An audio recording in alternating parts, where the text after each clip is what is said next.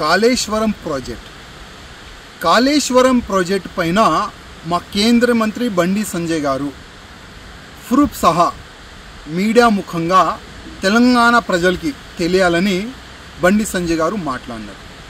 Kaleshwaram project ఒక ఏటీఎంగా ఈ BRS వాళ్ళు వాడుకున్నారు. దాని గురించి మా బండి సంజయ్ గారు మాట్లాడినారు. అది వాస్తవమా లేదా, అది బీఆర్ఎస్ పెద్ద నాయకులు బయట పెట్టాలి.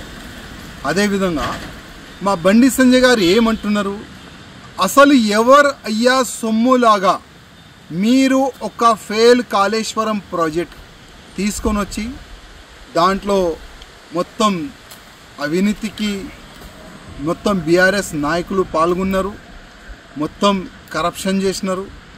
ఒకవేళ మా బండి సంజయ్ గారు తప్పు మాట్లాడినంటే మీరొక కేంద్ర గవర్నమెంట్కి ఒక లేఖ రాయండి. కాళేశ్వరం ప్రాజెక్టులో ఒకవేళ అవినీతి జరిగితే సిబిఐ ఎంక్వైరీ చేపియండి అని బీఆర్ఎస్ నాయకులకి నేను అడుగుతున్నా. ఒక లేఖ రాయండి. మీ కేసీఆర్ గారు అంతా అమాయకుడా, సుద్దబూసా మీ కేసీఆర్ గారు?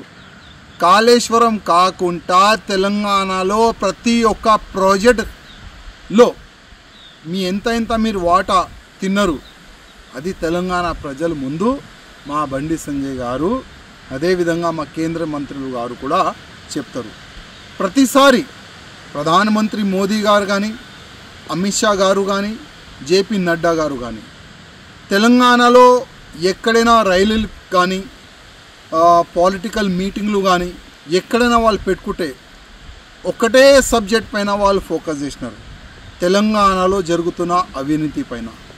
కాళేశ్వరం ప్రాజెక్ట్ తప్పు ప్రాజెక్ట్, ఒక ఏటీఎంగా కేసీఆర్ ఫ్యామిలీ వాడుకున్న దానిపైననే అందరూ మా నాయకులు మాట్లాడినారు.